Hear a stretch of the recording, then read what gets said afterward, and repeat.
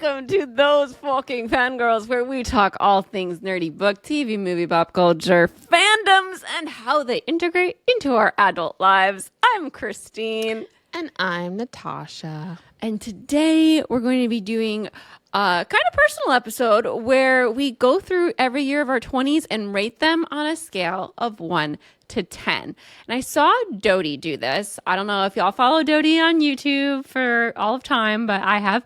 And she did this before she turned 30. And I really like this idea so much. And I think it's really interesting as you get older to reflect on these different decades and kind of just, you know, think about what you learned and why things were good and why things were, you know, like different dips happened in maybe your mental health and all that stuff, and kind of pick up on patterns and realize that some of these things we're all going through at the same time at these different ages. And I always think that's really interesting and really comforting to know. So that is what we're doing today. I'm excited and to just like kind of reflect and all that stuff. But first, of course, we've got Snap, Crackle, Pop Culture News. And if we want to kick things off with today and Taylor Swift today, Taylor Swift went to a wedding with Travis of two friends in the Midwest. Big news. And there's just lots of pictures.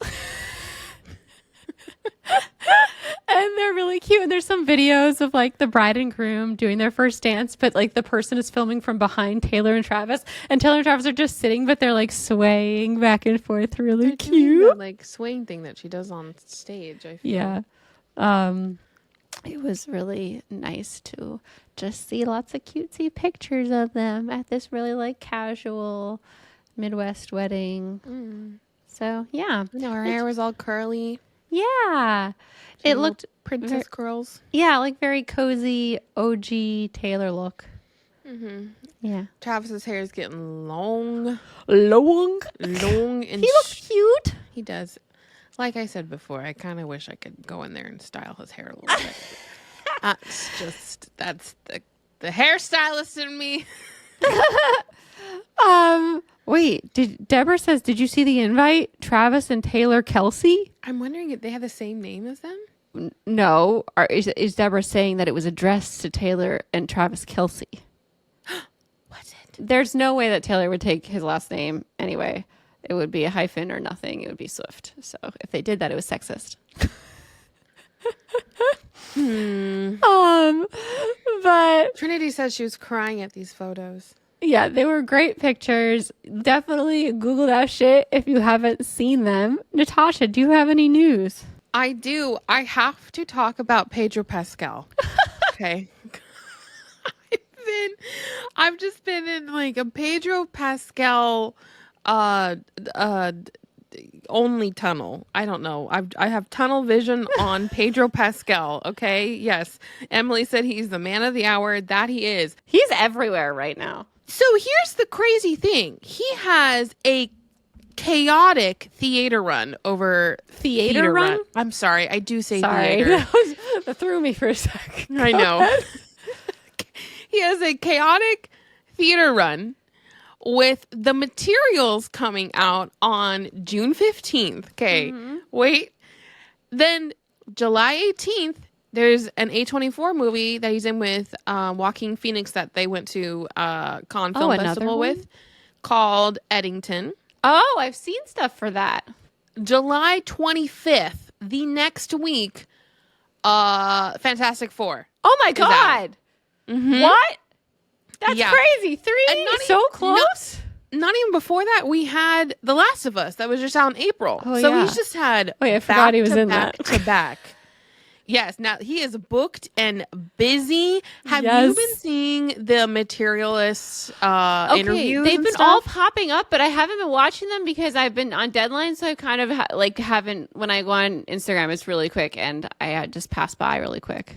They are so funny. I need to send you some, Alec. Send me the there's best. this Vogue interview where they're asking each other questions, and they feel like best friends / like brother and sister, kind of a little bit.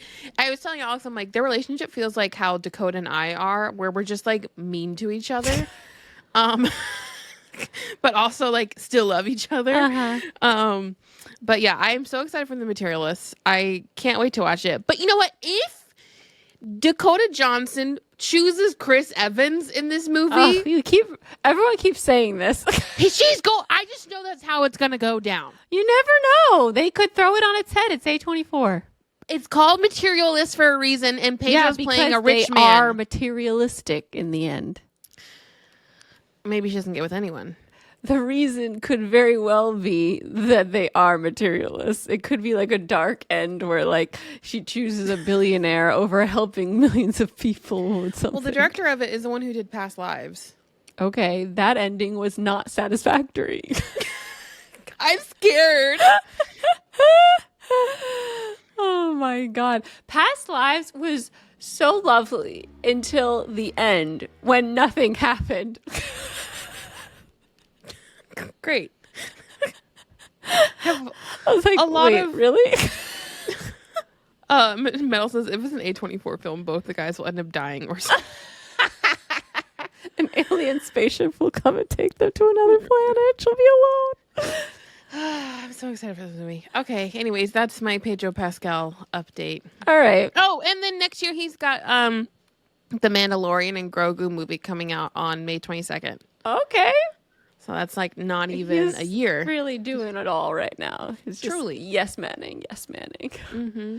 Good for him. Good for him, for real. All right, I've got Dodie news, hence the Dodie themed episode. Not themed, but the idea was inspired by her.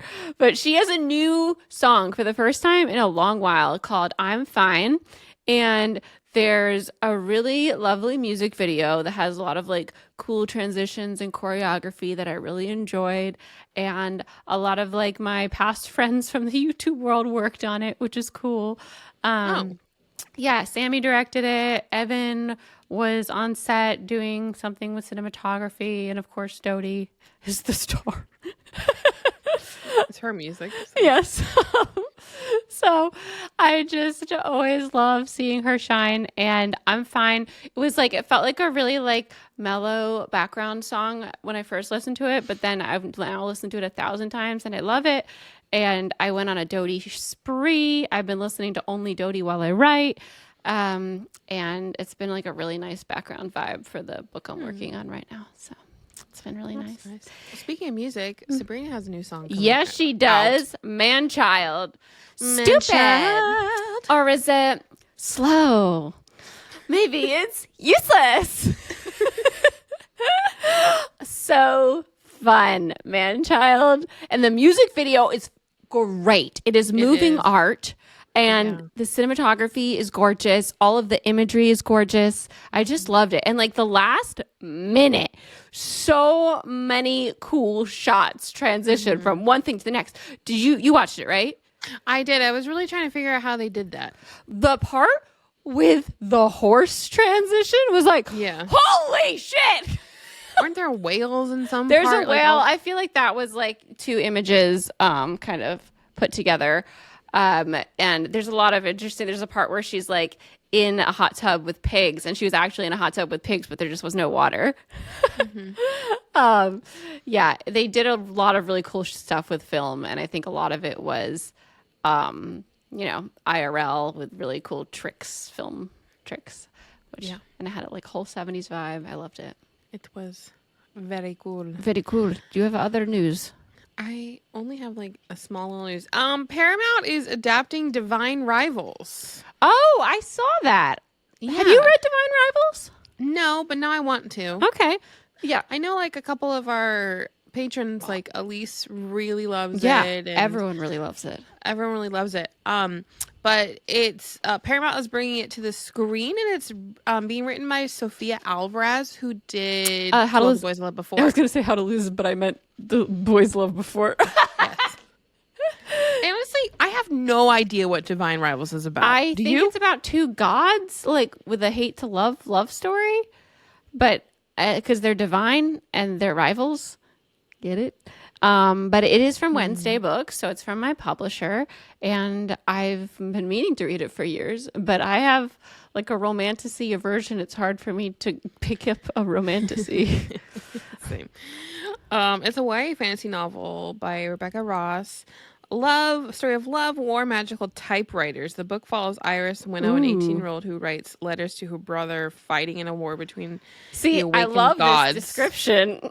Fighting magical typewriters. Fuck yeah. Inva and Dacre. I don't know why it's so hard for me to pick up a romantasy when I know that I love romantasy. I think it's just because everyone's screaming about romantasy all the time. Yeah. Just burnt out. Yeah, I'm just burnt out. Yeah. When the letters mysteriously end up with her rival, Roman Kit, they form a magical connection and are thrust into the mystical war. Thrust. Interesting choice of words. But yeah, I've heard it's fantastic. So I need to read it. Hopefully before, obviously, the movie comes out. She said that she's been sitting on the snooze for a year. Wow, that's very exciting. Oh, what else do you have? All right, lots. So I have a new book coming out called 30, Flirty, and Forever Alone. It comes out November 11th. It's available for pre-order now. And now, actually, the audiobook is also available for pre-order. I don't know who will be audiobooking it yet because it has not. They have not made it yet, but it is now available for pre-order if that is the way you like to read your books. It was already available via ebook and the paperback copy. But it's very exciting. And if you are a book reviewer, blogger, girly, it is on NetGalley right now if you are interested in requesting it, which is very exciting. And yeah, it's available for pre-order. Also, I have other books. Attached at the Hip is out already. It's my Survivor rom-com. Oh, 30 Flirty, I didn't explain. What's that? That graphic that Elise made you. So This tagline? it's not a tagline. Genius? But what is this? It's a quote. It's in the book. It is. I was like, this is an amazing pull quote. The pull quotes are really hard for the author, I feel like, to pull. Because there's just so many quotes in your head. And Elise pulled one that is like really great for just like the headspace of Do we read it? the book. Yeah, read it. I've been on 13 first dates and entangled in 6 approximately 1 month long relationships since January. I'm losing faith in humanity. Yeah. So that's like the headspace that our lead is in at the beginning. And Elise has it on NetGalley right now. And she's been posting stuff on her story all day. And it's been making me so happy. And we've been messaging back and forth as she reads different parts on DM. And it's just been so much fun.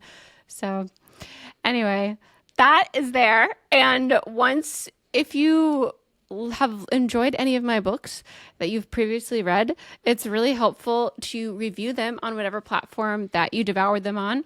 So whether that be, Amazon or Barnes & Noble or Audible and stuff, if you enjoyed it, if you could leave a review, that goes a long way in helping the algorithm to promote it to other readers. So if you've done that, thank you so much. And if you plan on pre-ordering 30 Flirty Forever Alone, thank you so much. Oh, I didn't say anything about it, but it is a rom-com, an adult novel. And it follows a woman who's turning 30. She was always like, I am going to have my person by the time I turn 30. And she's 29 and a half and she hasn't found him. And there's these 2 weddings coming up right around her 30th birthday. So she checks yes, that she's going to bring a +1 to both of these weddings. And she's like, I'm going to go so hard in the next 6 months on the dating apps. I'm going to find somebody. And then she doesn't. And hence I have been on 13 first dates and entangled in 6 approximately 1 month long relationships since January. I'm losing faith in humanity. That's where that comes in there. And so pre-order now. Thank you so much. I'm so excited for people to read it. Yeah, me too. It's so crazy that it's already on NetGalley because I handed in the final version, I feel like a week or 2 weeks ago. Yeah. I was like, wait, what? And it's up. It's up for the early girlies. All right. Other news. Did you see this? There's Lunar Chronicles news from Marissa Meyer. The Lunar Chronicles is being adapted into a animated movie. Noelle Raphael is directing. This is the story artist from the Lego Ninjago movie, The Marvels, Ray and Raygun, and director of DC Superhero Girls. I Okay. have only seen the Marvels out of all of those. I didn't like that one. And I did not like that. But this is animated, so maybe different. The article from Deadline says it takes a team of true visionaries to bring a world as rich and as daring as the Lunar Chronicles to life. This is the kind of story that feels like it was waiting for just the right moment and the right people to be told. It's thrilling, emotional, and completely unlike anything we've seen before, said Bill Damaske, president of Warner Brothers Pictures Animation. So... That's really exciting. Yeah, and Natalie Fisher, CEO of Locksmith Animation, says we're incredibly proud and can't wait for audiences to experience it in 2028. Oh. Holy fuck, that's a long time. As soon as it said animated, I was like, we aren't going to see that for another 5 years. 2028? Okay, it's like 3, but yikes. Jeez Louise. That's gross that it's like verging on the third decade of the the 2000s. Yeah. All right, other news. Okay, you might already know that we're going to be at Romance Con in Milwaukee, Wisconsin, September 5th and September 6th. I should have some ARCs to give away for 30 Flirty, I just found out, so that's exciting. We're doing a podcast, a live podcast. We're having a meetup. I'm going to be signing books. Like, there's so much happening there. And then right before, so that Romance Con, we have a 15% off discount code. Fangirl. Code Fangirl. That's Romance Con in Milwaukee, Wisconsin. And then I am also doing another Romance Con in Toledo, Ohio. And this one is free. And it's one day. It's like much smaller. It's like, but there's going to be 60 authors there. The headline author is Kennedy Ryan. She is amazing. I've just started following her recently, and I love everything she posts. And I have to read some of her books before I go because I can't wait to meet her already. And I haven't read anything yet. But she's got a lot of people love her stuff. Yes. I want to check her out. Yes. But yeah, I'm going to be there, and it's hopefully going to kick off a couple events around the U.S. for 30 Flirty and Forever Alone. I might have some copies there. Hopefully they'll let me bring some because when is Toledo? It's November 8th. It's right before your book comes out. Yeah, that's why I said it's going to like probably kick off whatever event I do next will probably be the kickoff event, and I'll probably fly from Toledo. But yeah, it's very exciting. And if you're in the Toledo, Ohio area, please come out. They have panels and signings, and it should be a fun day. And yeah, in other news, did you see the Hamilton 10-year anniversary performance at the Tonys? That was so fun to see. Oh my God. It was like heartwarming and nostalgic in a weird way. Yes. It was just so heartwarming to hear and see all of the OGs on that stage. And like the stage presence of Leslie Odom Jr. as Aaron Burr just always gets me. When he came in singing The Room Where It Happened, I literally was like, ah! He floats across the stage. And I remember this from when I saw the performance. I got the second to last performance with the original cast. And Leslie changed the way that I looked at the song watching him perform it, because he floats across the stage like the genie in Aladdin. Like his legs just like dance around in this magical way where he looks like he doesn't submit to gravity. Like anyway, it was amazing. And if you missed it, go watch that 10th anniversary Hamilton performance. I can't believe it's been 10 years. I can't believe it's been 10 years either.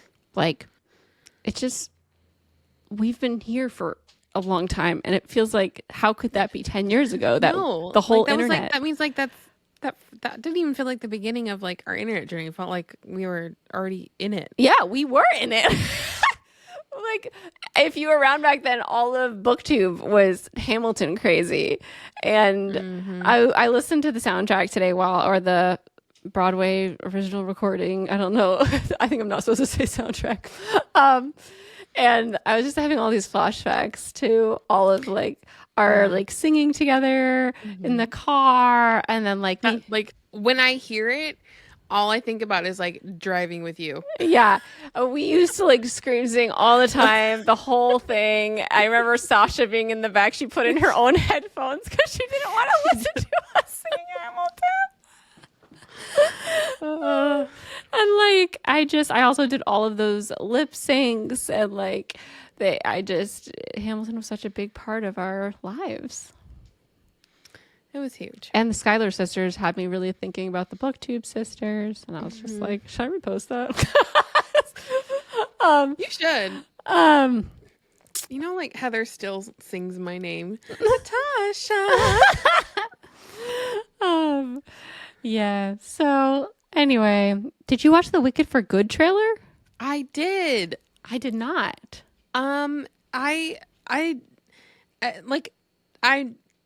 I shouldn't have watched it. Okay. I think it just gave too much. Like, I love seeing everything, but I also I just like, I didn't need to see it. I'm gonna go watch it. Yeah. Like, I'm not We're gonna watch locked anything in. else. Yeah, because they played the whole song. What do you mean? They played for good The throughout whole the whole thing? Mm-hmm. Ooh. And like, I just know that song is gonna make me bawl. So I was like, I kind of wish I didn't hear it. Because I really avoided everything from the first one, besides like the the herd thing that no one could avoid. But I didn't hear popular. Like I did not want to hear for good. Yeah, I don't want to hear anything. I saw a couple flashes because like as I scroll down my feeds, it was just popping up. But yeah, oh boy, I'm excited. I love all the new costumes, all the new hair. It's all beautiful. The flashes I did see were giving like Chicago almost, the way that the set looked like a stage, but maybe it was just because I saw it for half a second. I didn't even understand it. Anyway, all right. I think that's everything on here. We're going to move right on to what right now. Natasha, what have you been reading? Did we talk about how I finished Problematic Summer? We I both don't think finished we had Problematic finished Summer it Romance. last time. I think we were in the middle and maybe you were a little further in. Yeah. So we both finished it. It was amazing. I love it. It is now number 5. I don't know. It's probably 5. ranks. It is 5 for me on the list. Yeah, it knocked off the bottom one. It knocked off the bottom. Yeah. It was so good. I loved it so much. And honestly, it's been really hard to try to find something else to read after it. For real. I feel empty. Empty. I'm like, what do I do now? I mean, I am reading Taylor Jenkins Reid's Atmosphere via audiobook. Julia Whelan does it. She's spectacular. And it had such a great opening scene. I was just like completely in it. Emotions were high. Like she is the girl on the ground, the woman on the ground. She's Houston and everyone's up in space doing a maneuver. Oh. And she's like directing it with them. She's like the go-to. And immediately you learn like a bunch about astronauts because they never teach you what else astronauts do. And she's like, astronauts are the people on the ground. They're everyone doing this is an astronaut, like not just the people up in space. So did Taylor Jenkins Reid want to be an astronaut? No, she did a lot of research. She was inspired by someone that she talked to a lot of people. And I think she was inspired by looking at the stars and thinking that it would be a really cool love story if someone like you love was in space. And she went from there and then started researching. But yeah, her novels are so good. It's so submersive and I'm so excited to read it. But I made myself like I'm not allowed to read it while I'm still writing for the day. And if I haven't hit my words, you're not allowed. And I haven't hit my words for the last 3 days. I've been like chasing the word count from the day before. This is how I feel when I was reading Problematic Summer Romance. Like, reading a book makes me want to wake up early. Reading a book makes me want to, like, get my shit done so that I can get to the book. Like, I've been really pushing my schedule, y'all, with school and all that. But I'm like, when I was reading the new Ali book, I was like, okay, if I wake up 30 minutes early, that means I can read 50 minutes. And, but then I was also reading in class because I was like, I just want to read this. I Haven't read it, I think, in like 2 days or 3 days yet because I haven't. I'm going to hit my word count today. I'm going to catch all the way up. I missed one day. And so I've been chasing that 4,000 word day every day and not quite hitting it. That's a lot of words. Yeah. But today I'm 1,000 words away. We'll probably finish this around 10:30. I'm going to fucking do it. Oh, good. I will be caught up with my word count schedule. Okay, so that's after finishing Problematic Summer Romance. I've been trying to find another book I'm wanting to read because I've kind of just been like striking out. And I tried reading, my friends told me to read Done and Dusted by Lila Sage. And it's really hard to read something that, it's not giving the vibes that I want. So then I tried. Because I'm like, okay, well, I kind of want to read a plus-size romance novel. So then I'm now reading The Cock Around the Block by Amy Award. And The Cock Around the Block. It's very fluffy. Very fluffy romance, dual point of views. I don't know if I love dual point of views. Like, I feel like it gives away too much. But there's like a whole, like fake dating plot line, and it's just kind of a frustrating that both these characters have like feelings for each other, but they're not doing anything about it. Yeah. So I mean, fake dating, if it's not done like in a way that they're always almost doing something, it gets really frustrating that there's always that point. So that's why like it's only if it's done well that you even enjoy it. yeah, that is very true. Yep. Yeah, after Problematic Summer Romance, which kind of ends on a note where I'm like, hello, I want a little bit more. You feel like really empty and you want more from these two characters.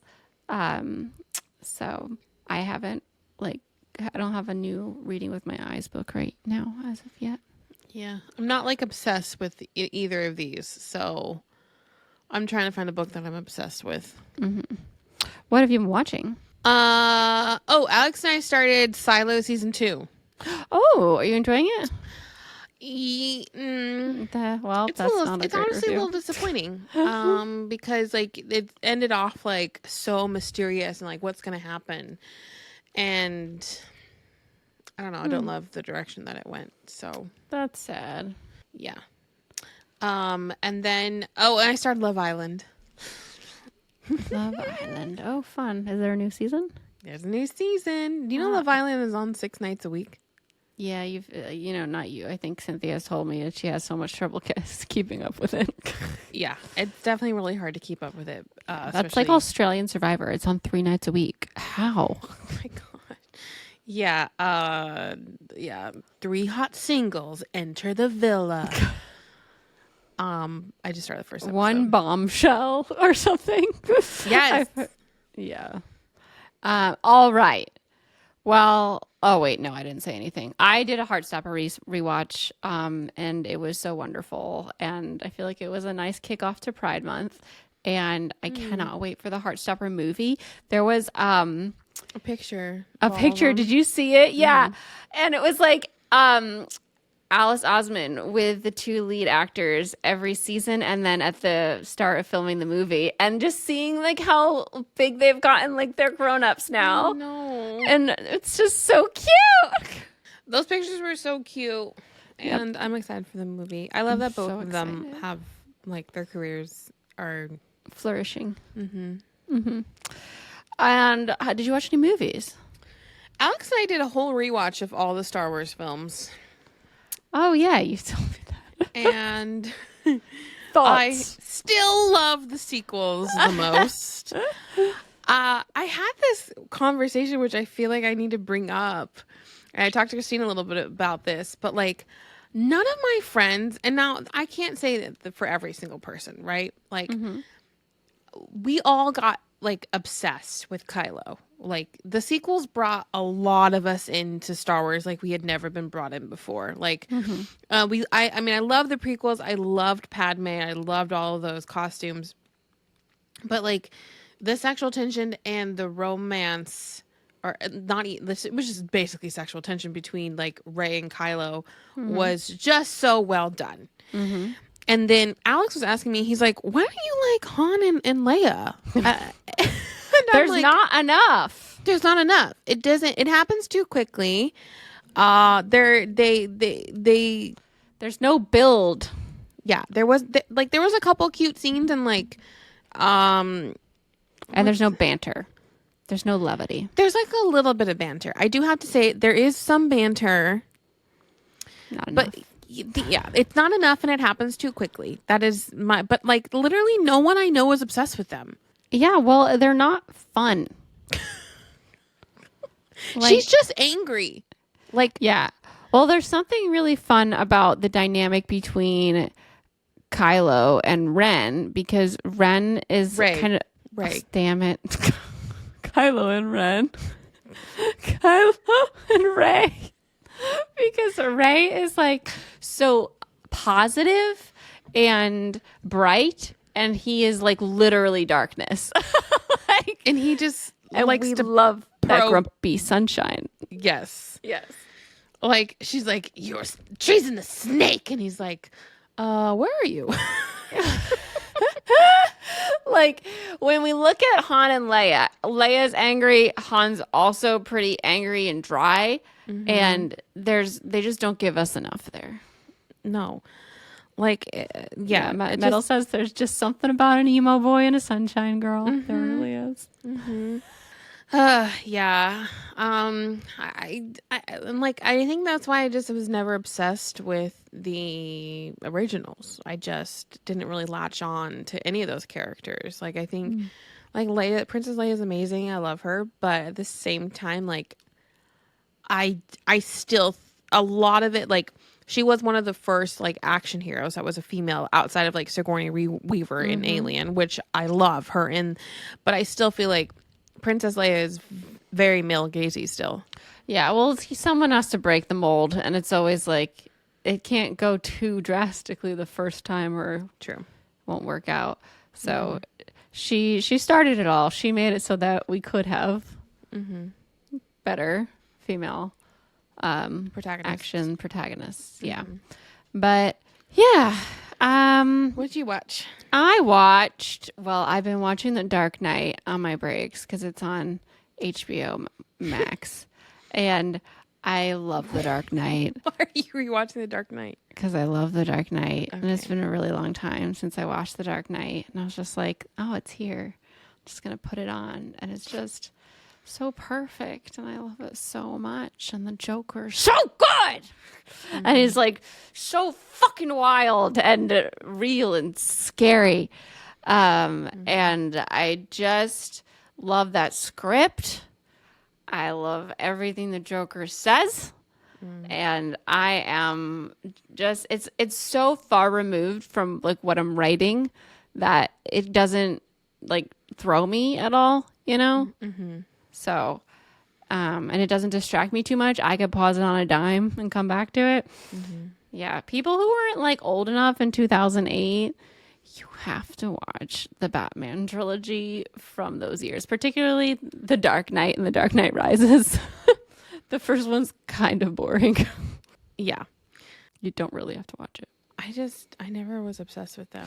Well, I think in the first one also, like, if you don't already know the Batman lore, it's easy to kind of get lost.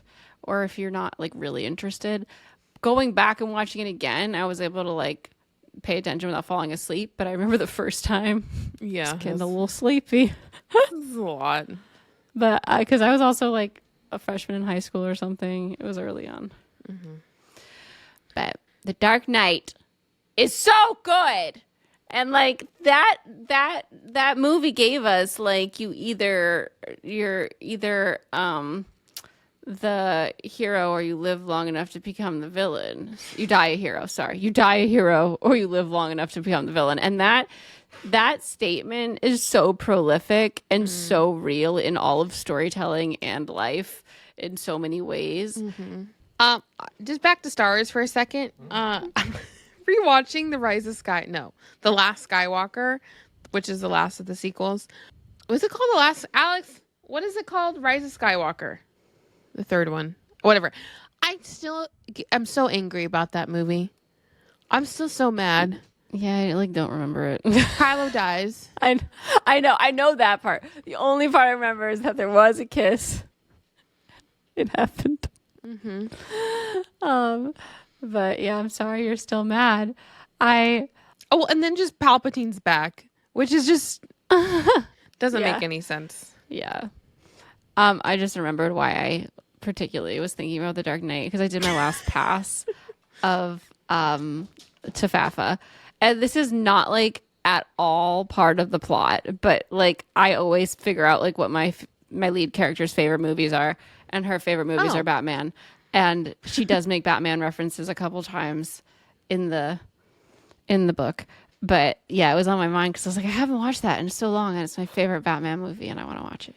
Well, we are going to move on into our main discussion, rating every year of our 20s on a scale of 1 to 10. But before we do, we want to take a second and thank everybody out there listening.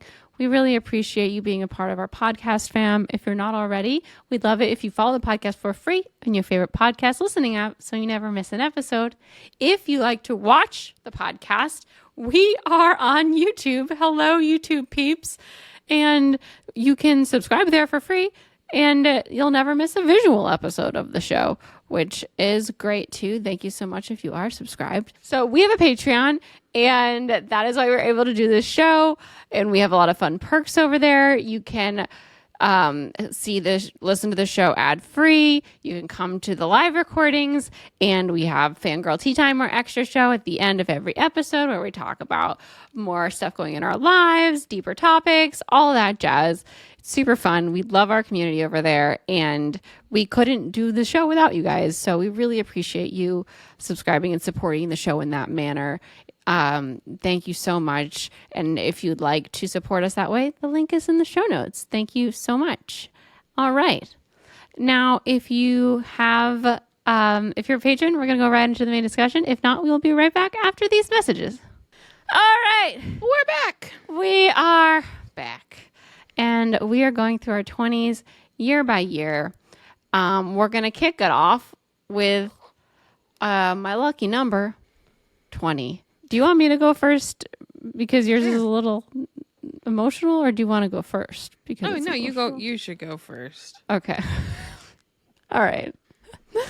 So I feel like I've polled a bunch of people this past week about their 20s, and most people don't have like an early year of their 20s that they're like, this was the best.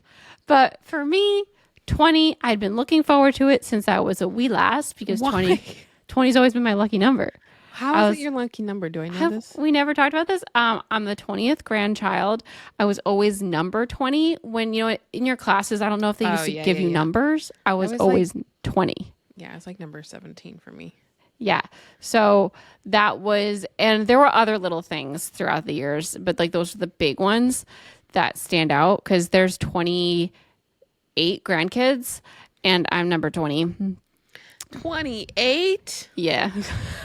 On my dad's side. Oh my gosh. Anyway, I've been looking forward to this year for a long time, and it ended up being one of my most transformative years, because I started off really lonely, and I ended up watching a lot of YouTube and reading a lot of books. And because I was watching vloggers, I wanted to start vlogging. And so I started vlogging like at 19, like right before I turned 20. I started my channel, I think in June. I started my book channel. I started vlogging, which obviously was huge. I started talking to the camera. I was reading so much. I read Vampire Academy, and I started doing videos about every single one that I read, called Book Talks. And it's when I read Clockwork Angel, and I did that book talk. I also did the book talks for The Morticians, but I had already read those when I did the book talk, and this was one of my my first Cassandra Clare. I just read it, and let's talk about it. Book talk. Speak Now happened, but the biggest thing that happened, was that I studied abroad. And you didn't talk about what year this was for you. Oh yeah, so for me, this is August 2010 to August 2011. Yeah, so we are in like prime Obama years, and Harry Potter's still coming out in theaters. Wow, yeah. Well, that year, Eclipse came out in July, right before July. I thought it was June 30th. Yeah. That was before my birthday, I think. But, Britney Spears' Femme Fatale came out. Born This Way. Lady Gaga came out. Avril Lavigne's, Goodbye Lullaby came out. These were all the backdrop to my study abroad. And whenever I hear any of those albums, I am shot back to 2011. And yeah, I mean, it was just this was the year that I learned that I could do stuff. And gained the confidence to be the person I am. I took public transit. Oh, I had my first kiss. I kissed 3 different people while I studied abroad, and that was crazy. Oh yeah, because I had kissed no one before that. I remember I had I went there with $2,000 in my bank account, and I was thought this was so much money because I made it over the summer.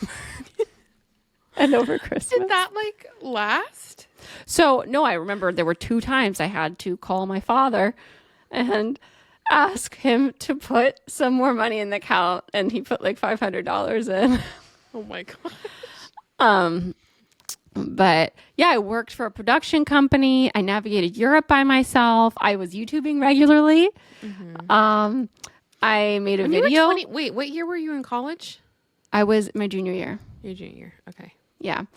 I made a video with a YouTuber that I was watching all the time. I met him in England. It was crazy. I went to VidCon. I made my first internet friends. It was a crazy year, dude. I also made friends in school, and I planned to room with them, and that changed my life. Yeah, it was just the best year ever. And it was also the first year I got a check from YouTube. And I remember I made a little video because I was crying because I got $100, $107 from YouTube. Aww. And I was just I got paid for doing something I love so much. And it was really, really just a 10 out of 10. The early 20s, as you look back, are just such floundering years. They start to be floundering. Yeah, especially because you weren't in school. School gives you some structure. But once you come out, it's what? All right. How about you talk about your 20? So mine was a 10 out of 10. Yeah. I think also Metal brings up a good part. She says the good point. She goes, the good part about being a content creator is having all these big moments on camera. I can't remember individual things from every year at all. Yeah, it really is. Yeah, I mean, it's hard, but it's my early 20s are extremely I could go back every single week of that year and know what I was doing or what video I made. Cause I also started YouTubing at 19 as well. But for me, it was 2014, 2015. So Christine's in the middle of the year in August. I'm kind of at the beginning. Oh wow. The time shift between our years is going to be so confusing. Okay, so now we are in 2014 with you. 2014 with me. Yeah, because when Christine was 20 in 2010, I was in my junior year of high school. So because we're 4 years apart. So I was already 7 months into making YouTube videos at this point. I was coming off of my dad just passing away. I think it was probably almost a year into that. So I was getting healed at that point because I had already said goodbye to him in my mind a long time. And my mom was coming off of a weird health stint when I was 20. And so when I turned 20 in March of 2020, I had also just said goodbye to Christine because she was just at my house. Oh, right before Vampire Academy and right after Vampire Academy? Yeah, I was 19 when you came. Yeah. I didn't even put that together. I was 22 because I didn't turn 23 yet. Yeah. And so... Oh, wait. Was I 23? Was this 2014 or 2013? Never mind. This is 2014. Okay, so I was 23. Yeah. Yeah. So like and I just remember being kind of like stuck. Like I didn't really have any money, but like I was excited about my future because we had just done like a lot of like press stuff, and like it was the first year coming out of high school where I felt like, okay, I kind of have a direction going here. But like I rated year 20 as like a 5 out of 10. Okay. Because like it wasn't bad, but it wasn't like great, but it still was exciting. Like I got to do a lot of exciting things that year. Like I was working for Page to Premiere, and that's where I met Christine. And that's why we got to do Vampire Academy. But I did the Divergent red carpet. Like I interviewed people on that carpet, which is crazy. That's so cool. Like nowadays when I talk to like Tay or people like that who are doing those things now, I'm like, oh yeah, I did Divergent like fucking 12 years ago. Like all that stuff came. But at that point, like my life was really ruled by, I wasn't really working. I was only really doing YouTube. So I wasn't making really any money. I was just kind of like living off like my mom and like what we had made from the house and all that. Cause our house got foreclosed on when I was like 18. And so that was paying all of our bills. But Teen Wolf ruled my life at this point. Teen Wolf. I also read Outlander. Oh yeah. That summer. And I think that was at my last big family beach vacation that we would do. And I read Outlander and Dragonfly. What is that one? Is that the second one? Dragonfly and Amber? Yeah, Dragonfly and Amber. Wow, I'm impressed that I knew that was just from you. I started reading Harry Potter. Like I was able to like buy books. I was really excited about that. And I started my Once Upon a Time videos. Oh yeah. Christine moved to LA, and was super exciting. Was that the year that I also did the 1989 tour? 2015. No, 2015. That was next year. Yeah. And also, guys, that year was the year that I did my Pierce Brown video. Wow. And I met him that year. Yeah. The 20th year. So not too shabby. And and then 50 Shades came out, and I started my restaurant job. So like I started having like more of like a structure. Yeah. I remember, I don't know if you remember this, Christine. Like, well, first of all, I wasn't in Christine's life until you were 23? Yeah. Well, Christine started in my life when I was 19. So she bestie throughout all this. But I remember, because this year was the year that you guys started Book Explosion. And 2013 is when we like started it privately. Yes. And then it became public 2014. Yeah. And I remember talking to them or like you, and I'd be like, I don't know if I should start this restaurant job. Like, I feel like I'm not going to have time to do like YouTube and stuff and put my full force into it. And you're just like, no, just do it. Like, it's really, you're only going to like be working like 20 hours a week. Like, it's fine. And I was like, okay. Oh my God, I'm so glad I did it because it gave me that structure and that like freedom to be able to start something. Yeah. Yeah. It's hard because like, you're not making money in the beginning either. So you need to like have other stuff that you're doing, but like also have something that's not too time consuming. And also you learned like, I feel like you learned so much stuff like just about like people. You worked for people, and you worked for them in a capacity where you did socials for them. Yes, so like you learned like how to like maneuver working with someone through their socials, I feel like. Yeah, it was interesting. All right, 21? 21. Okay. 21 was also a really good year for me because it was like college was so sad until like I went abroad. And then when I came back, it was the best year ever because I was living with my best friend, Katie, my close friend, Allison, and my best friend, Julia.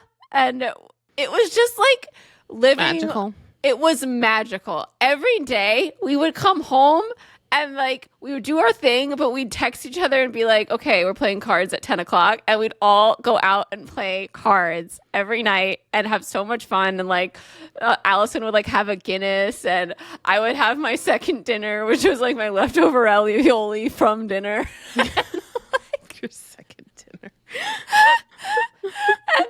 just we had a chart on the wall, and like we'd go out all the time, and like I didn't love going out, but I loved hanging out with my besties. And like I would, whenever like men asked them back to their apartment, like I'd be like, why are we going? And they'd be like, it'll be fun. I'm like the person who hasn't really drank, who's like on guard, like I hope we don't get murdered.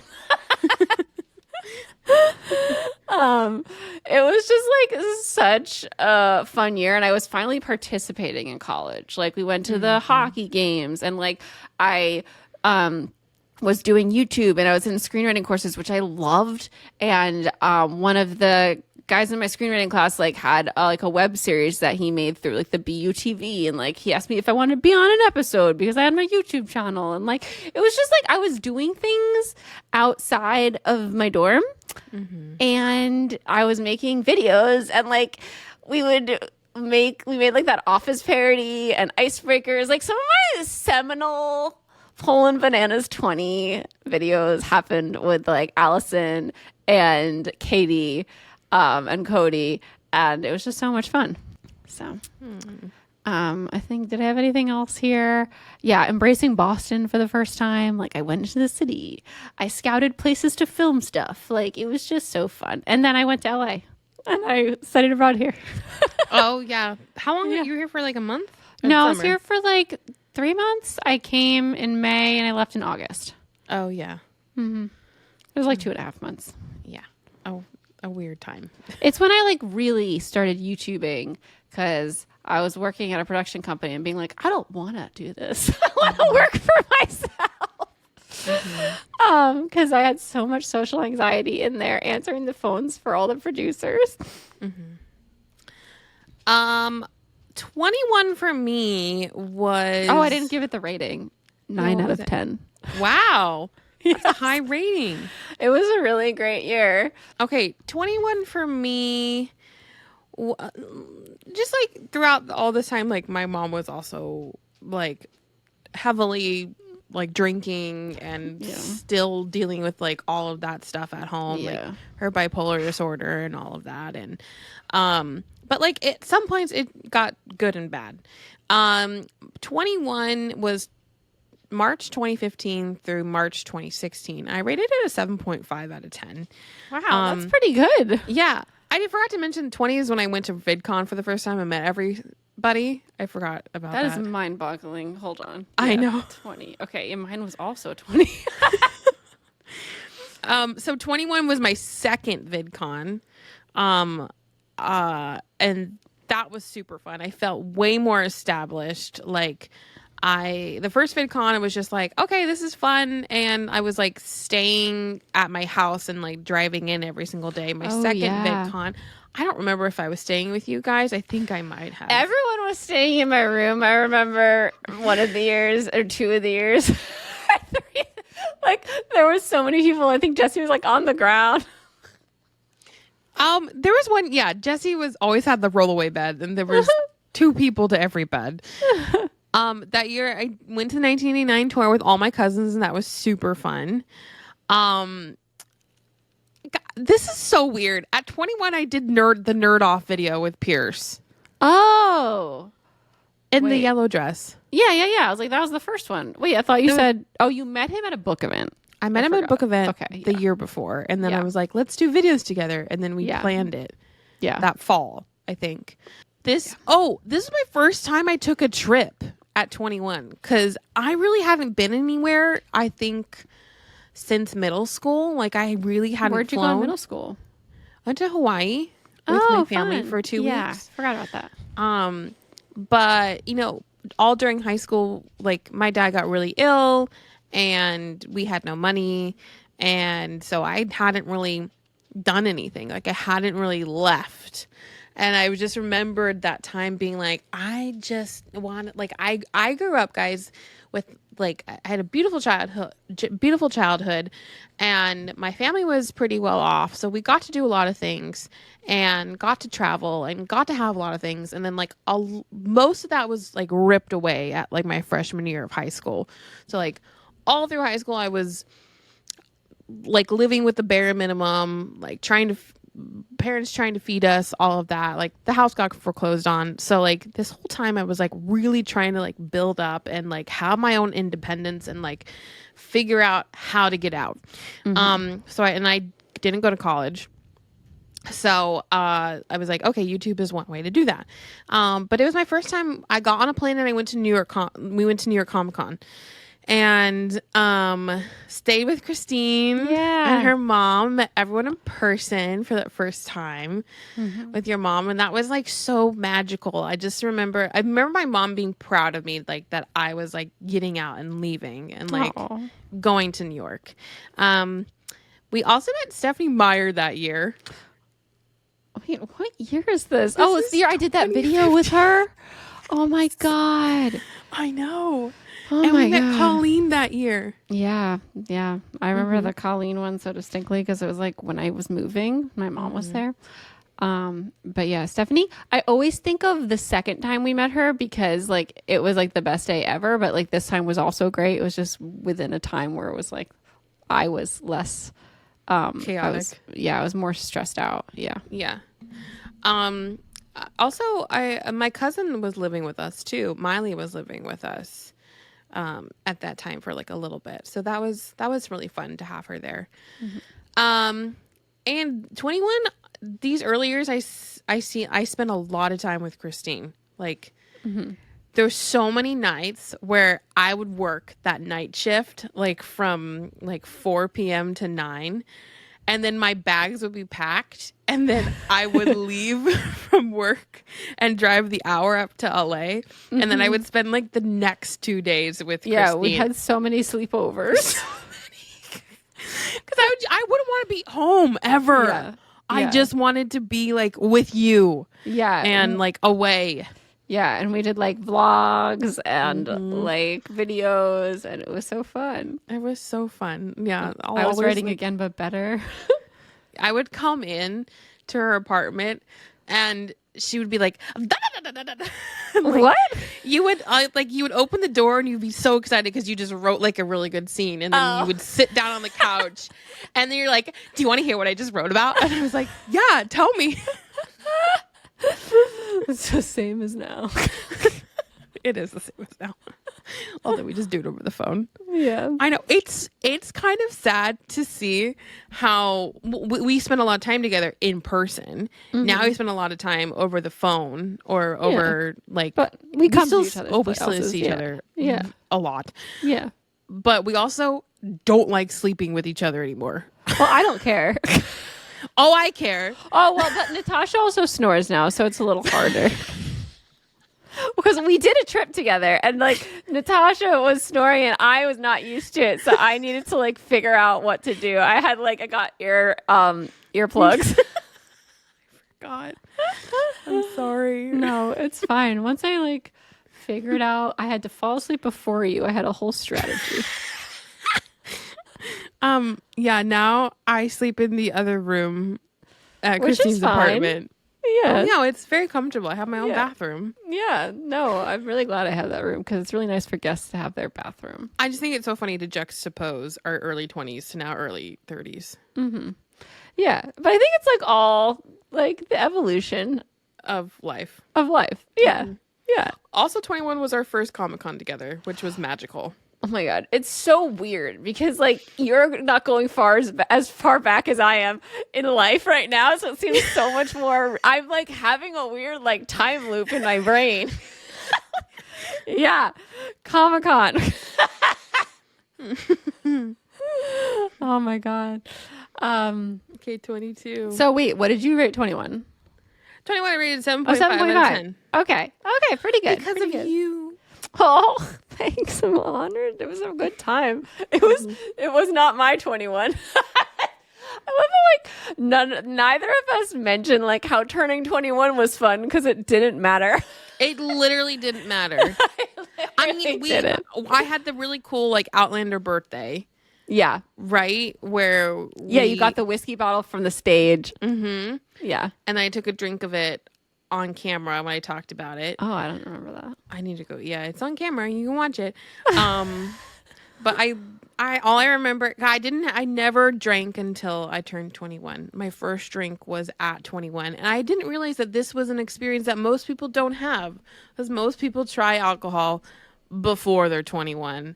Yeah. I thought I was like everyone else, that I just waited.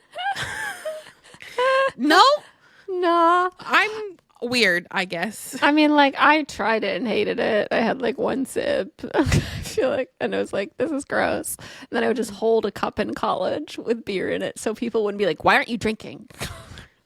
Yeah, I didn't ever have that peer pressure. And then I would be like, my mom's alcoholic, shut up. Yeah, in London I drank, but I drank wine. All right. 22. Okay. So 22 goes down a little bit for me. 7 out of 10. Still pretty good though. 22 was a little rough though, because I was out of school and back living with my family, and my mom was selling the house. So very soon after I got home, it was like, pack up all your stuff.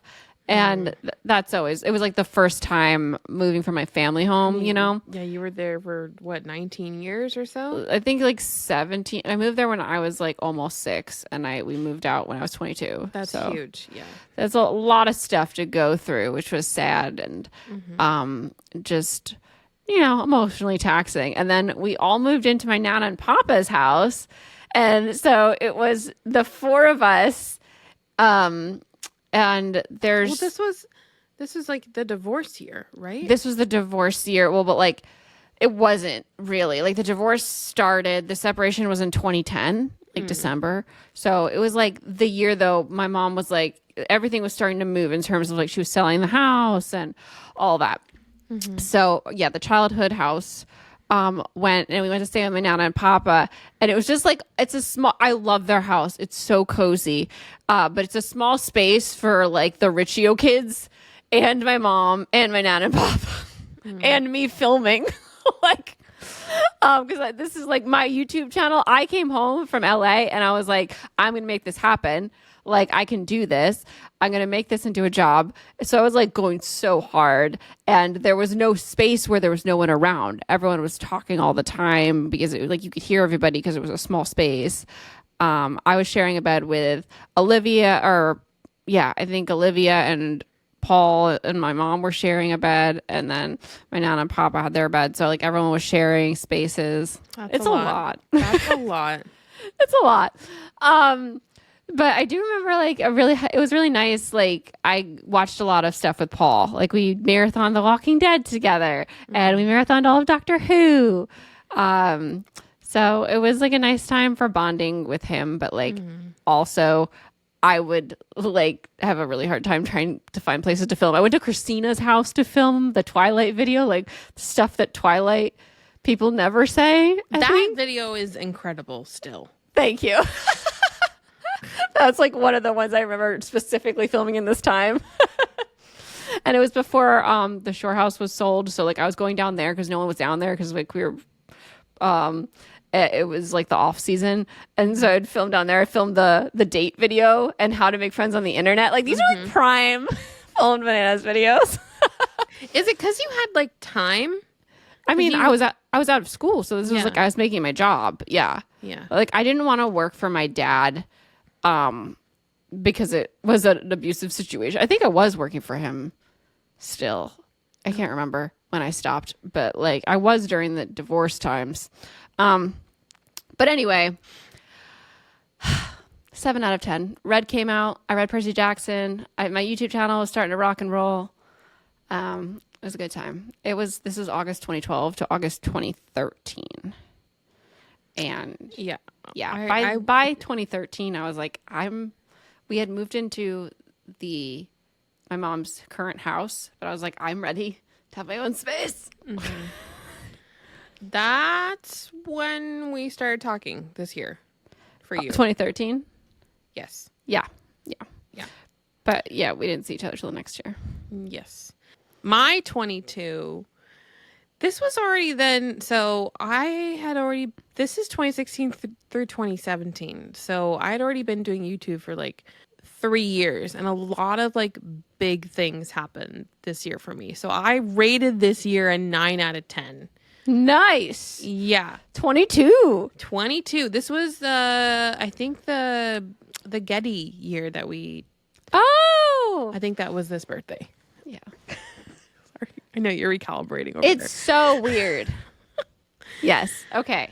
So this was the first year that I made enough money to be able to attend Chicago Book Con in April, and that was again magical. Like so much fun. Everything I ever wanted was that.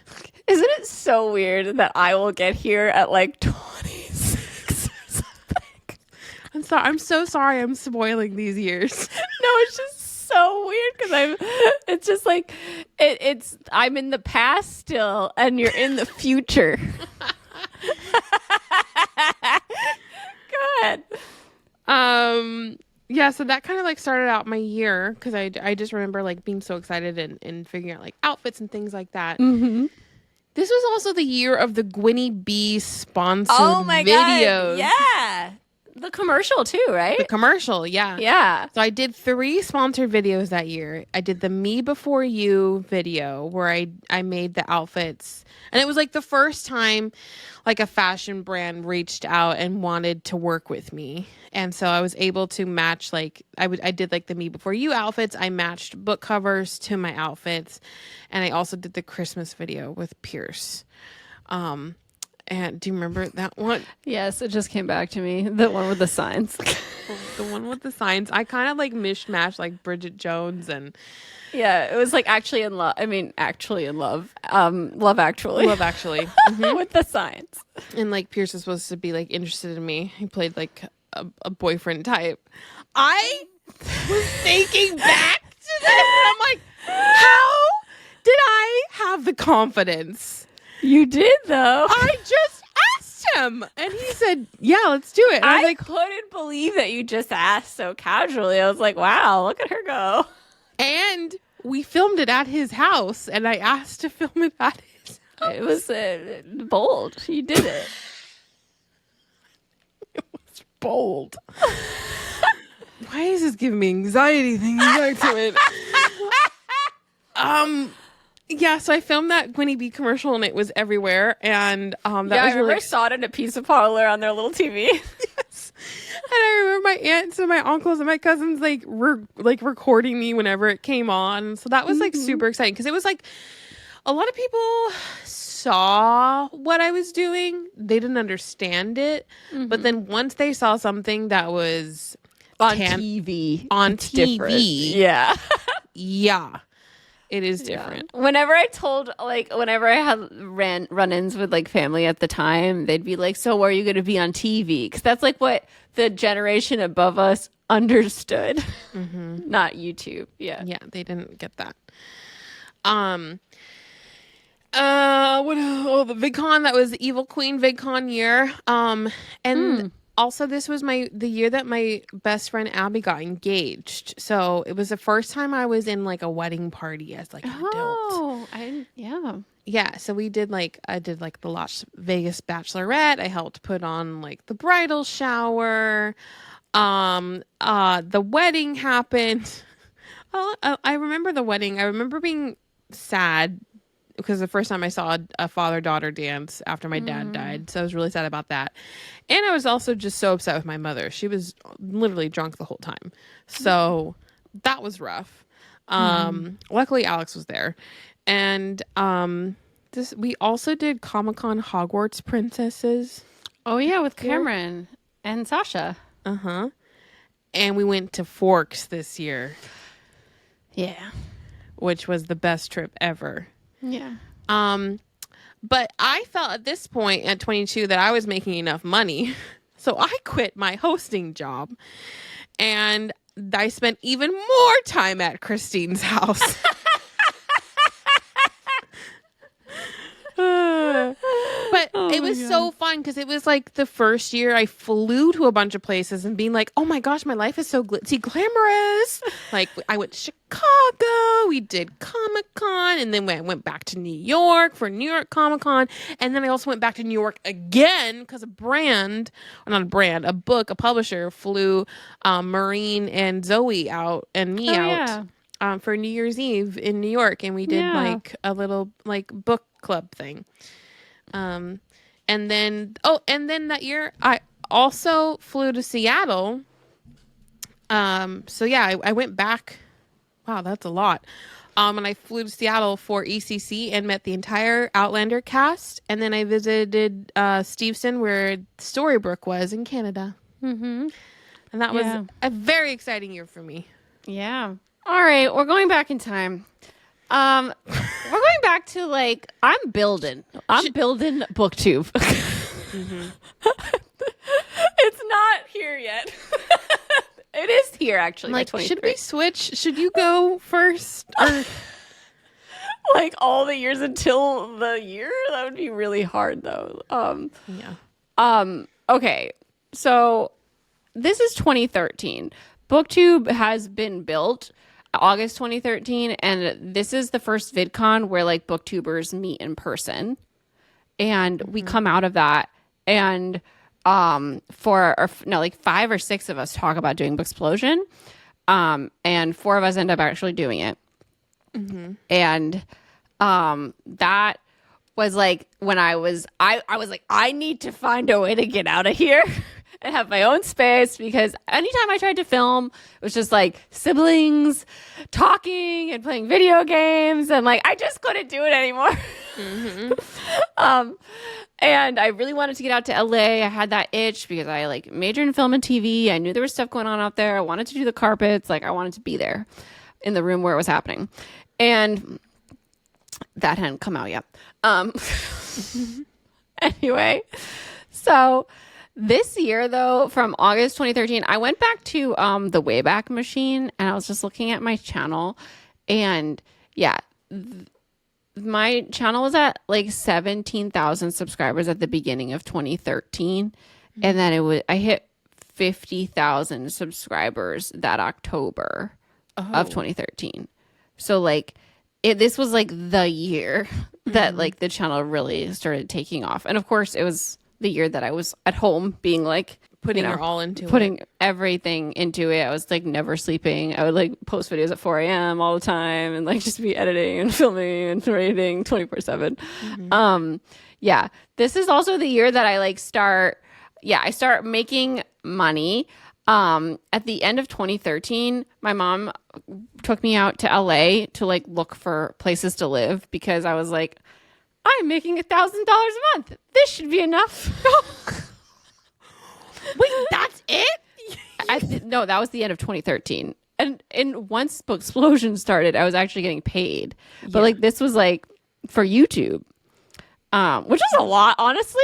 That's a lot. That's a lot for having like one stream of income. Yeah. At that point, that's especially good. For YouTube. Like you have to be really like making a lot of stuff. Mm-hmm. For someone who had 50,000 subscribers. Anyway, I was like, obviously this isn't enough. And at the end of the year, that's when I like started pitching to like the publishing companies, Booksplosion, and like all this stuff. Like I was really like, okay, we're going to get a business started. I started my merch company. I was selling merch. That's also really was helping me actually have money in my account. I remember at the beginning of 2014, like when I first got my Booksplosion check for our first campaign that we got paid for, I was like, wow, I could buy clothes. Like I went to Bloomingdale's to the sales section that I always go to. I was like, I can buy this, like, and I not feel bad about it. Like all I used to buy stuff was from like Forever 21, and while that was fine, I like wanted to have like nicer things for my events and stuff. And I just remember like buying nicer jeans, and I was like, whoa, this is so cool. Yeah, I just have like that vivid memory of that first mall trip when there was like money in my account. I was like, ooh, it's mine. It's mine to do things with. Yeah, and like yeah, this was the summer of just like fuck it. I was just like I went to summer in the city. It was the first in August of 2013. It was my first time out there since study abroad.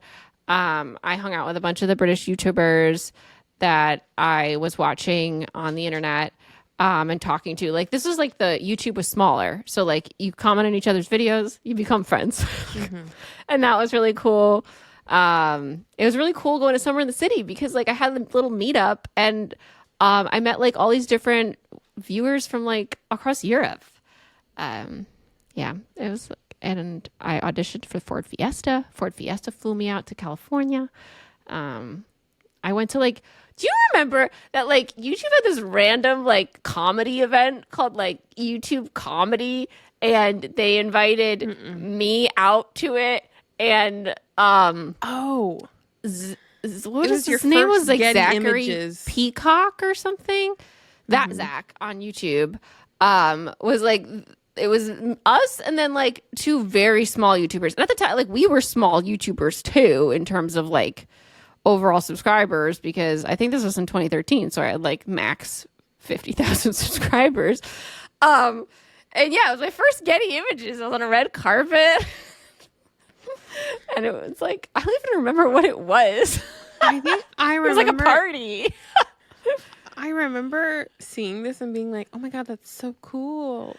I remember thinking it was the coolest thing ever when there was a Getty picture. Yes. And I put it as my profile picture. And everyone was like, whoa. And I was like, I know, whoa, what? What even is this? But yeah, LA was, it was in like Marina Del Rey or something. And I just remember being in such a weird part of LA. Anyway, that was 23. I rated it a 6 out of 10 because it was like a very stressful year in that I was like really trying to get out to California. And then I got out there and I got really sick. So it was great. It was miserable and magical at the same time. That's how I always think of 23. Miserable magical. Yeah. And by August 2014, I think, I had kind of, I was dating my first boyfriend, but we weren't like official till September. Yes. I just remember being so excited you were moving out. I was so excited too. And then immediately I was just like, what's happening to me? Everything's breaking down. Okay. My 23, I rated it an 8 out of 10. This was so this 23 was like right before I had to make a big shift. This is big. I feel like 23 is like the lost year for so many people. That's a high number. This is 2017 through 2018. I know. Recent. Yeah. I said that this was a crazy year of events. We moved. Yeah. And I started wearing glasses this year. Oh my God, the glasses. Because when we were moving, I found my dad's old glasses. Oh my God, I remember those. And I put them on and I was like, wait. I look good. I remember you also like looked good in them. Yeah, I did. I wore them to Comic-Con. Yeah, I remember. Because I was like, I can't see the stage. Crazy. Gosh, you were 23 when you got your glasses. Yeah. I was 11. I definitely needed them a lot earlier than that. Okay, so this was also I made money this year. Like for the first time, like I was like, oh my gosh, okay, because I got this huge sponsored deal with Cratejoy. If you guys remember, Cratejoy, yeah. I did all those unboxing videos. I paid for all those boxes with my own money at first. And then they were like, where's all this extra money coming from? Like, who was selling all these boxes? It was me. I was selling so many of those boxes that I kept doing unboxings for. Like, luckily, that brand saw my worth. And I signed a year deal for $2,000 per month. And I made commission on top of that. Nice. I did 2 videos a month for them. That was a great deal. I know. For back then? Yeah. I was like, wow.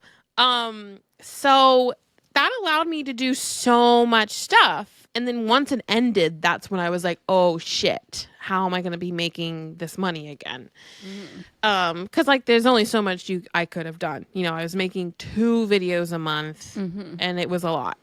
But those were some of my like most highly watched videos. They were fun.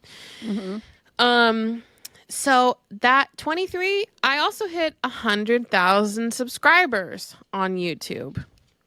It was because my Never Been Kissed video, where like I shared a lot of personal details, went viral at 23. And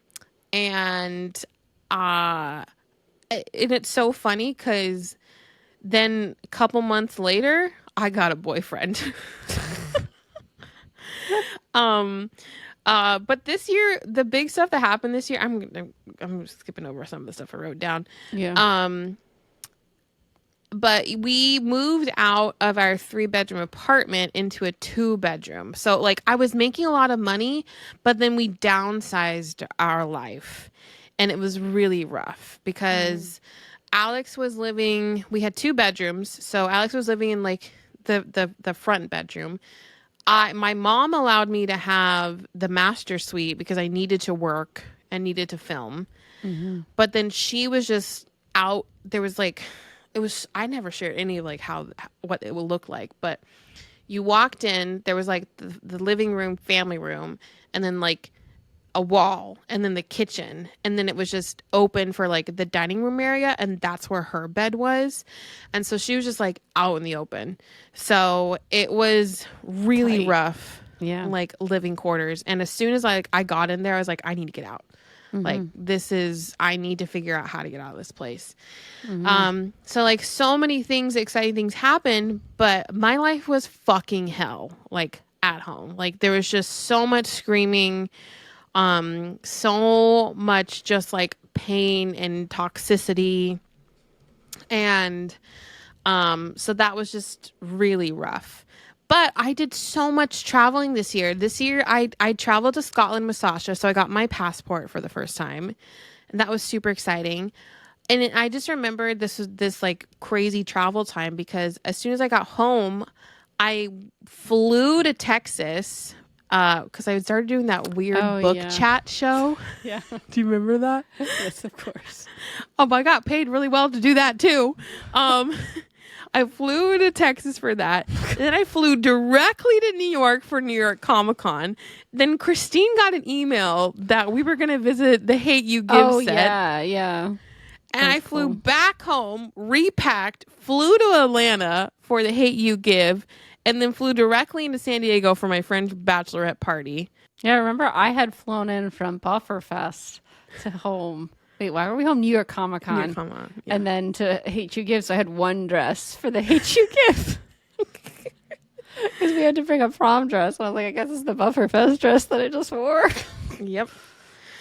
And then that year, I met Heather that year. And the same day I met my boyfriend. The first one. See, you've marked your years differently than me. Like, I didn't really put like YouTube things that much on there. Like, I know, like you said, you hit 100K. I was like, I don't know when that happened. But I know like I know when I was dating my first boyfriend, I think like soon in I hit 200,000 because they gave me like a little bear. I was literally waiting to hit 100K. Like for 3 years, I was just like, when am I going to hit this? When am I going to hit this? And like, that was such like a milestone, like wanting to get to that and like get that plaque. I really wanted that plaque. I see back in my day, just in like 2012, it was like getting to 10K was huge. And like once I hit 10K, I was in LA when I hit 10K, and we had like a lot of the time someone in one of their apartments was having like a party, and I'd bring like my Moscato and we'd play all these drinking games. And like I remember we were like, Christine hit 10K and we like celebrated. But like 100K was probably during the whirlwind, and I'm sure it was exciting. I just don't remember it like because nothing happened. I remember I was at your house when I hit it. For your 100K. Yeah. My 100K. And I think I was with you when you hit like 200 or something. I remember. 200 was when I was in LA when I first moved here. So, and I remember I woke up and you were already awake and you had your glasses on and you poked me in my back and you're like, look. Oh my God, I have no memory of this. I was like, yeah, I made 100. We sound like we're a married couple when I say like, we woke up and you showed me. No memory of it, but that's great. And I was like, yay. Oh my God. And then, one of know what is crazy though? Because I didn't do anything, I don't remember it. You know, and this is why it's important to celebrate your victories. Because if you don't remember that moment, and it's a big moment, and it'll fade away because you were just like excited and moved on. Yeah, that is so true.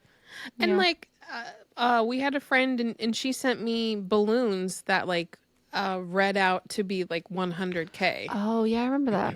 Yeah, that was nice.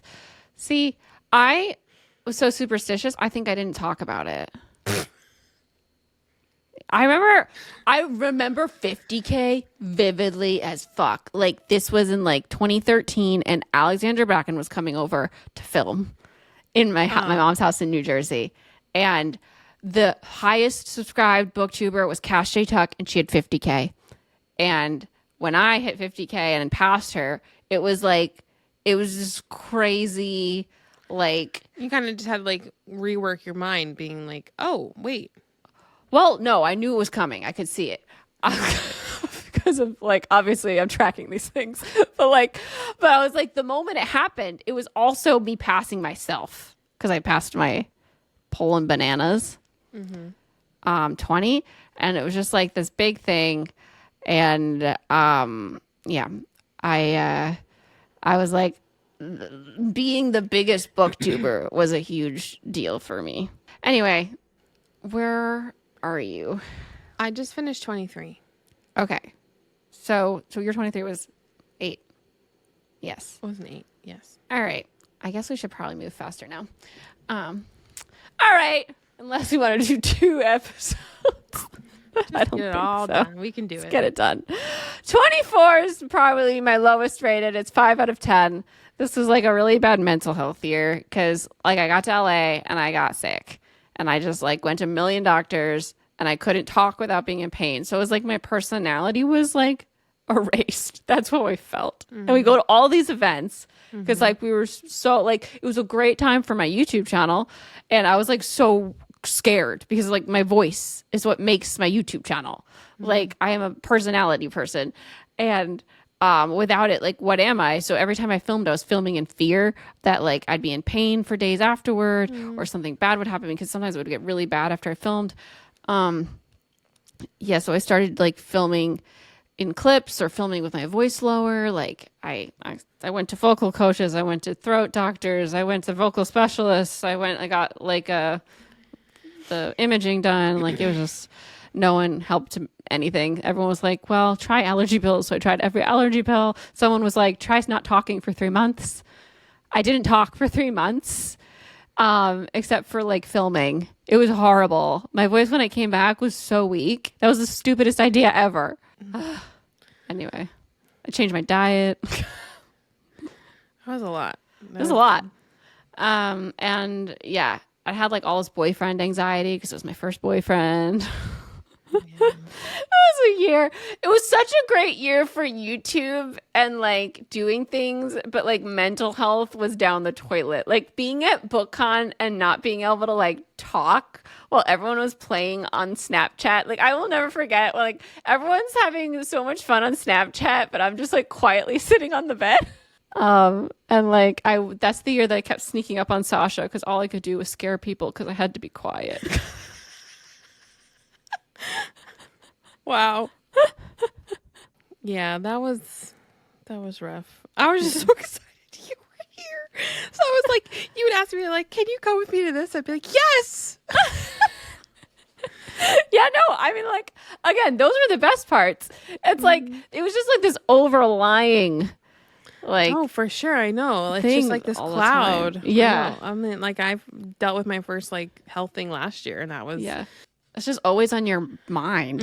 It's scary. Like, well, like, you know, everything could be going right in your life, and then something happens to your body, and you're just like, oh shit. So, Yeah. all right, 24. 24. For me. Oh God. Okay. Is it a bad one? Not yet. Okay. 24 is 6 out of 10 because this was the year I had to make a big change. I said, I fucking hate my living situation. I need to get out of here. And so I was like, I need a big girl job. So that's the year I started Amaryllis and everything changed.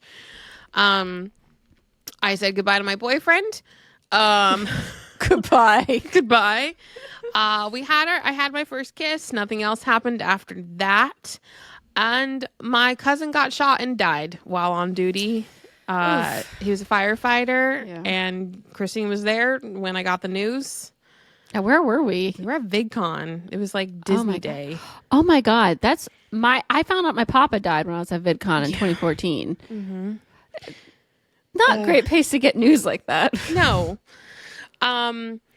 Also, my friends Dakota and Kirsten got married that year too. We did our second Forks trip, and then what? I still haven't been to Forks. But right before I started Amaryllis, I started working with Disney because of Heather. Heather like got me like was saying my name in rooms that I wasn't in, and it was amazing and incredible. And we work with Torrid. Like I started getting really into like plus size fashion, and that's why like I started working for like a fashion brand. And I worked so much with Disney, and it was like so irritating that I had just started my job and trying to juggle that. Also, my cousin Sailor lived with us in that 2-bedroom apartment. That was wild. For a full year. It was a full year? It was a full year. Holy shit. Yeah. And I also became a youth group leader that year. And I spent a lot of time... I spent so much time with Heather that year too. So I was like back and forth and like. Wait, what was this rated? 6 out of 10. 6 out of 10. Still decent. Yeah. Yeah. Okay, that was 24. All right. 25 was 2015, 2016 for me. Quarter life crisis. I mean, I had my quarter life crisis before this. It was like the 23, 24. 25 was when I started to come out of it. Like I broke up with my first boyfriend. And I moved apartments twice. That was rough. It's a 5 out of 10 this year too, because like there was a lot of rough stuff. Like I moved and my mom and Nana came out to help me and then immediately moved again because the apartment was infested with roaches. And I learned a lot of lessons about apartments. Like when you only see a model room in a big complex, bad sign. You need to see your apartment. And I was shown a model apartment. And I was young and desperate to get out of my other apartment because I thought that a part of why I was sick had to do with where I was living. And it did. There was like a bad stuff going on in there. But yeah, I was desperate to get out of there. And we moved everything in, set up my beautiful bookcase, and we saw a bug and we were like, thought nothing of it. And then there were more bugs. And then I spent the month just like desperately trying to get out of the lease. And it was horrible. It was horrible. My boyfriend did not help me move. This is before we broke up. A turd. And then we had to move again. But like I wasn't going to ask my mom and Nana to come out again. My mom did come out, but Natasha really did a lot helping me pack. Yeah. So Natasha came over. We had to go through every book on my shelf and shake it because it was so infested that like the roaches would lay eggs in anything. So we would shake the books and roaches would come out. And if roaches came out, we had to throw the book away. Yeah. And then if not, we'd have to put it in a plastic container. And I left them in those containers for like 3 months. It was horrible. It was like my nightmare because like my collection is like my everything. And I had to throw out, I think like 4 books. Like I'll never forget. You opened the illustrated Harry Potter and the Sorcerer's Stone and a giant roach fell out of it. And it scarred me for life. Like, and like, I know I know so much now about roaches.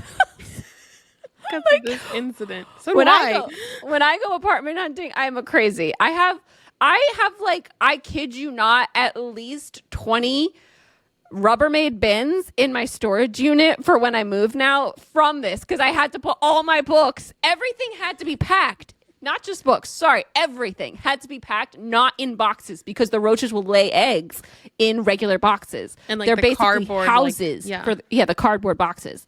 So it was a nightmare. Everything was horrible. Everything, I had to wash every single clothing item. So I moved in, I think, like October 15th, and then moved out November 15th into my other apartment. So yeah, I remember Natasha coming over. Like I couldn't be in the apartment. It was near the Grove, so every day I would go to the Starbucks and just like work in there, and then come back at the end of the night. Like sometimes I'd see a movie just to stay out of my apartment longer, because I would just live in fear of seeing bugs, and you would always see them. The last day I was there, I was stripping the bed, and there was a roach, and I was like, and I was going to Y'all West. And I was moving right when I got back. I remember. It was horrible. My mom did come out and help me move and help me set up my new apartment. You went into a hotel room that night because you're like, we're not staying here anymore. Yeah. Yeah. No, actually I slept at my boyfriend's house. It was, and he had a twin size bed, and it was not much sleep. And I went to Y'all West from there. Oh God. Anyway, that was rough as fuck. And that was very expensive. I was just like, moving is like so expensive, and then I was like, I have to do this again. Yeah, it was horrible, and I just like, if you're apartment hunting ever, please look up the signs for roaches. I will not stay in a complex that has more than 3 floors, because this place had like 12 or 11 floors. Rise. Yeah, it was a high rise. They would not tent it. So what they would do is come and, quote, treat the roaches, but all the roaches would just go to the apartment next door until the fumes died down. They just come right back. It was horrible. Yep. Anyway, that was the beginning of my 25th year, but like, it started getting better. I did hooping. Hooping was so much fun. I had the best time hooping until my injury. So my body was like, no, your knees will die. But I interviewed Cassandra Clare for the first time. Like, I was writing Again But Better at the beginning of 2015. We were doing Shadowhunters TV show coverage. Like, that was so much fun. That was a lot of fun. And we met the cast of Shadowhunters. We played Shadowhunter Nerd Off. I made a Nerd Off video with a Shadowhunter cast. Like, sometimes I forget that happened. And I interviewed Cassandra Clare about Lady Midnight in her Big Lady Midnight tour bus. That was wild and so cool. And I did Sarah's events this year. So like, I did Sarah J. Mass's ACMAF event at the Grove in LA, and it was the most fun ever. We made a video together beforehand, which was the most fun ever too. And then at Comic-Con, I moderated her panel there. And it was like trying to live up to the first one, because our first event went so well. Yeah. And I remember I felt so much pressure for the sequel to be just as funny. But I was like, I did all my funny jokes, and now we haven't had a new book since. Also, the people like from Hulu were like in the audience. They were? Yes, they were. Shit. And they were like trying to see how big like the fan base was. It was big. Yeah. At that point. It was. No, I know. Oh yeah. That was August, like July of 2016. So that was 25, but 5 out of 10. It was like really hopeful. Things were getting better, but like for like my mental health and stuff, but still like all the back fallout. Yeah. Okay, 26. Wait, no, 25. Wait, no, I'm you're on still on 25 still. Sorry, I got confused because of the year. You already talked about your year of 25. I know, I was getting confused too. Okay, so 25 was the rough year. This is a 3 out of 10. This is March 2019 through March 2020. Oof. The year started with Heather moving to the East Coast. But what was your score for this bad year? 3. Okay. Heather moved to the East Coast. Goodbye, best friend. New best friend. Oh my God, I forgot she moved to the East Coast because she's here now. I know. She moved back. She moved back. It was only a year she was gone. Yeah, I thought she was gone forever. Mm-hmm. The beginning of this year was great with like work, because I got to travel to Turks and Caicos with Amaryllis, and it was like the best trip ever. It was so beautiful and wonderful. And then that same year I went to Paris for Paris Fashion Week, and that was rough because I had the flu and I worked you were 20 sick. hours a day. It was the most debilitating experience ever, while also the most glamorous at the same time. I just remember one night I was so tired. I was like, I'm not going to the Moulin Rouge. I'm going to sleep. I would have made the same decision. If you had the flu, you're dead. I remember because I was already I was texting Alex and Sailor, because Sailor was living at my house still at that point. And I was like, I'm so tired. I'm so sick. And then I called them, and then my mom was talking to me, and I just started crying because I was just so exhausted. Aww. But this was what else happened? Okay, and then Sailor and Miley both moved to Idaho at this point. Oh, yeah, your cousin. They left. Disney invited me to the opening of Star Wars Land, and I met my friend Courtney at that event, and that was so cool. I felt so special, being one of those invited Disney creators. Mm-hmm. This last BookCon I went to, I was really tired. I remember I took a red eye, and then I had to take a red eye back and work. I haven't talked about any BookCons. This is cool. Alex and I moved out of our moms that November, and it was exciting, but super difficult. We had no money. We had no furniture for ages. Yeah. And I remember we had to make mac and cheese with ground beef, and we ate that for 2 weeks straight because we didn't have any money, but it didn't matter because we got out, and that was all that mattered. Yeah. I had one last birthday with my mom, and then she had a stroke and she passed away in February. And I spent all of February packing, storing, and tying up loose ends. And then the pandemic hit 3 days after my birthday. Back to back. It was a lot. And the next year has a worse rating. Oh, no. So I finally hit 2016. We went to Forks. Wow. I've been revisiting this a lot because I'm writing a book called See You at Twilight, and just having a lot of emotions. I was sitting crying thinking about my relationship with Twilight earlier as I was writing. Yeah, so that was a really special trip, and I was living in an apartment that I loved. I gave this year a 7 out of 10. I loved my apartment. I loved my friends coming to visit all the time. I had a spare room now.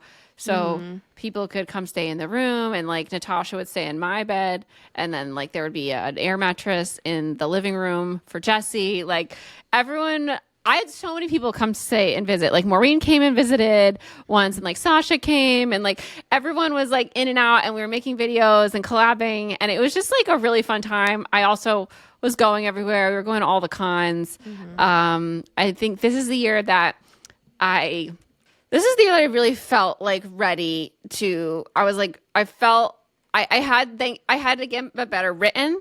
I had an agent. We were about to go on submission in September of August 2017. So I was feeling really I had my shit together. I felt solid in my job. Book Explosion was going strong. We were doing all the events. I met Damon and Joe, and I went to the Venice Simplon Orient Express trip to Venice right after Y'all West.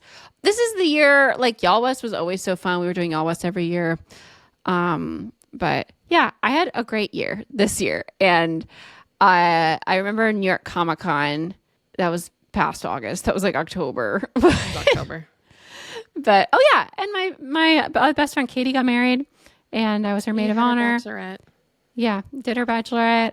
I was her maid of honor, which was my first maid of honor experience. It was actually, I think, my first wedding experience too, being in the wedding, other than when I was a junior bridesmaid once when I was 14, but I didn't do anything except walk down the aisle. I did my first maid of honor speech. That was huge. And yeah, it was a really good year. 7 out of 10. All the conventions, peak traveling, all the fun. Okay, 26 for me. Now switching. We're going forward, okay? This is March 2020. This is pandemic year for me. 26 years old. Mom just died. This is a 2 out of 10. It was really bad year as I sat and kind of looked at it. like, even though 25 was when my mom died, it was literally only a month later that we all went into our homes. And like, so I was grieving. I was sad. I was missing everyone. I needed people around me. But at the same time, it was nice to kind of heal and not have to be at work and present. But I really started resenting work because of how they treated us. Because I only stayed home for 2 months. March and April, I was back in that fucking in that office in May, and it was ridiculous. And I was like, get me out of this place. They don't care about me. But Heather did move back. Biden became president, and then I got kicked out of my church for being a Democrat. Yeah. Oh my God. Have I told that story yet? Yeah, you have it on Tea Time. I think you've definitely told it in Tea Time. I can't remember. Yeah, essentially the parents did not like that I was very outspoken about voting for Biden, and I got kicked out, and it was horrific. Like, just full on sobs. That's horrible. It was just terrible. But I started sewing that year, and Heather got engaged and asked me to be her maid of honor. And I started talking to some new friends, and that included Kayla and Danielle that year. And then that year ended with Alex getting fired. Oh, so many things. So then we went down to a 1-income household. Oh man, that was 26. I was 26. Oof. 27 is my favorite. Wait, yeah, 27 is my favorite year. And 27 was 10 out of 10. 10 out of 10. It was August 2017 to August 2018. So it started off with Bufferfest and The Hate You Give and New York Comic Con. And being invited to Bufferfest was honestly so cool because I know I'm all about, like, I was a film student, right? And I'm surrounded by like pretentious people, and I'm like the anti-pretentious, and I want to like make people happy with what I make and make people laugh and all of that. But like all the people I watched on YouTube who are making like funny content who like were also film students were very pretentious, and they all like were invited to Bufferfest, and I just wanted to be like accepted, you know, as like that caliber, because I hated that like, because I felt like it was because I was a woman and it was made to feel like it because they were always like, oh, you're a beauty guru. And to be invited to that, it's in Toronto, was just like, it was so life affirming. And then I was like, what am I gonna show? Because what they do is treat it like a film festival. So it's screened in this really nice theater on this huge thing. That's crazy. Yeah, and you're on the stage with like a group. So I was with a group of female creators, like 10 of us, and they would one by one screen our things, and then we'd talk about it a little briefly. And mine was how to make anyone a reader. So it was that video where like I did all these accents and these different characters. I need to rewatch. I don't remember. Oh my God. I remember I was so anxious, and this is when like Taylor Swift's Reputation came out, which was so fun. And then I met John, and it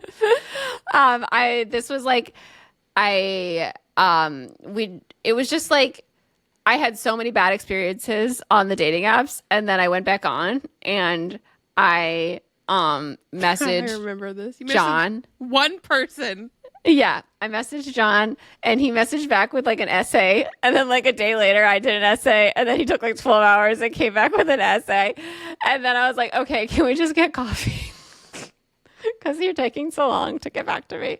And then yeah, it just like it worked out, and it was like just really fun to have like a really nice, I fell in love for the first time, you know? Oh. And that was really nice. And then I sold Again But Better a month later, or that same month.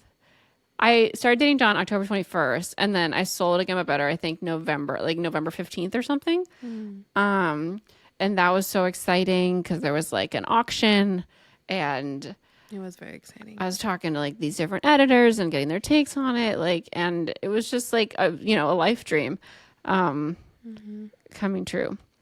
And yeah, YouTube was great. I was making my writing videos every week. I loved it. 10 out of 10. It was a great year. I was like really confident in myself and my job and what I did. Yeah. And I was like editing with a publisher for the next year. That's a good year. Yeah, I remember when her book came out and like I was working and I was like, and you asked me to host the event. Moderate it. And I was like, okay, I gotta leave work early. And like Alex drove me out as I didn't really do my makeup that day and I did it in the car. And I had this like outfit all picked out and I was like so excited for you. And you were not there. I haven't gotten there yet, but yeah, I was so anxious. It was like one of the most anxious days of my life, the day the book came out. Yeah. And I got better the next day, but that first day I was like melting down the whole time. I know. John had to drive. I couldn't drive to the place. I was like, I'm going to kill us by accident. God. Okay, I'm 27 now. In March 2021, 2022. All right. This was coming out of the big, depressing, sad year. And I rated this a 9 out of 10. Wow. I know. Because I looked at it and I was like, okay, because there was a sense of when my mom passed away. It was sad and terrible and awful at the same time. But I didn't talk about how right before that, it was hell. It was hell, like keeping tabs on her. I don't know if you remember this, Christine, like calling you like and just being like, I don't know what to fucking do. She has like a weird person living in her house now. Yeah. There was a lot of weird shit going down. She had a boyfriend at that time and like he ended up just leaving her and it was terrible. So I kind of just felt free for the first time ever in my life. Free of having to take the burden of taking care of my mom. And I knew I wanted to get out of Amaryllis and I wanted to work for myself again because I had been witnessing all of these influencers making so much money and knowing I'm like, what? This is ridiculous. Like these girls are making $3,000 on one Instagram post. Like I know I can do this. And so then I started working for all of my friends and trying to make them more money. And that's when I started Lilac. And I traveled to London and I saw Sasha for the first time since like 2019, I think, and did the Pride and Prejudice Bridgerton thing. And I quit my job in November 2021 and I was so excited. And I started going to all the events and I made so many new friends at this point in my life. And we did the Spider-Man No Way Home premiere, which is still the best premiere we've ever been to. Yeah. I mean, I have a journal of just like the best days ever and that day's in there. Yes. And I feel like I came back with a vengeance, like on social media. Like I just was like, I'm here. I feel free. I want to start doing this again. And I like experienced my first like viral TikTok, which was like a dumb little dancing video. And then I made the wedding guest dress, the pink one for my friend's wedding. And that also went viral. And it was the year I met Taylor and Danielle as well. Nice. Yeah. Okay. We're up to 28. Closing in on 30. All right. 28 was the year Again But Better came out. And it's a 9 out of 10. Not quite as good as 27 because this is when I like really, I think everyone hits this point as they like approach 30 where their mental health is to a point where they're like, I need a therapist. Wait, this is 28 for you? This is 28, yeah. I said in 28 I started therapy too. I think universally, like, this is a thing. I've heard a lot of people, like, as I approach that age, were, like, saying the same thing, like, oh, yeah, I got a therapist. And over the years, as I've been, like, my early 30s, people I know that are, like, approaching 30 are like, I think I need to go to a therapist. Or, like, this is the time. This is when all the mental anguish builds up to a point where your body starts to yell, fuck you, go to a doctor. So yeah, ramping up to the book release was so exciting. My book tour was like the coolest 2 weeks of my life. And it was also really anxiety ridden because I had never had symptoms like this. Like leading up to it, I was ill in many different ways. I don't want to talk about the details, but like everything, all the symptoms you could think of, I was having them. I couldn't sleep on the tour. When I could sleep, I was like, fuck yeah, I slept 3 hours. Like, this is amazing. I remember. But it was just such an amazing week. I always say it was miserable and magical at the same time. Like now it's just all magical because I'm not experiencing the body symptoms of miserableness. And I was like, still on my schedule, making videos once or twice a week. I was happy with John. I was doing all the conventions. It was like July, I feel like, when I finally was like, okay, my relationship changed with YouTube. It was like, this is when it wasn't a safe space for me to hang out on anymore because my book was there and people were like, oh, I'm going to trash this book to get views like immediately. Like it was everywhere. And it was like very disheartening because I was in that book so much. So I had a lot of like conflicting feelings about like how I was so associated with the thing that they were like, let me tear this apart. And this was like my community that I thought like everyone was so lovely all the time. And all of a sudden it was like, nah, fuck her. Anyway, so that took a really big mental toll. And so I had my therapist and I went to therapy every week for like until the pandemic from 2019 on.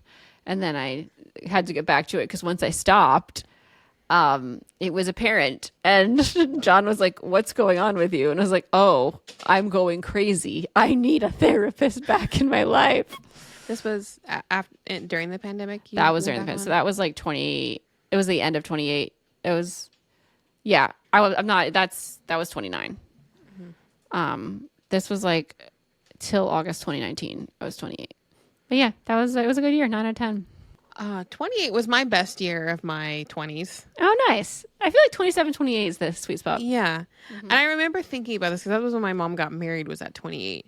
And I was thinking, and she always talked about like her later 20s, like as like such magical time. Yeah. So this is a 10 out of 10. This is March 2022 wow, to 2023. 10 out of 10. It was my first year of working for myself fully. My company made so much money that year. And I will never talk about that publicly, but like how much we made, but it was great. And everyone was doing amazing. And it was so much fun. I was working with Tessa and we were traveling so much. And like, she had all these amazing gigs. And I was like a badass. Like I would be like Jerry Maguire on the phone and like negotiating these big deals. And, I was cool. The way that like I was doing it. And I got to be like really creative with sewing and I just kind of went for it. And I told myself, I was like, just start creating. And it was so much fun to have that freedom. And I went to all the events. Heather got married. Kayla had her bachelorette and also got married that year. Alex and I bestied really hard with Taya and we had all the fun movie nights together. So recent. I know. And Christine and I did our trip to the UK and I had a massive crush on a boy that went nowhere, but it was fun. Crushes are fun. And our trip to the UK was great. It was amazing.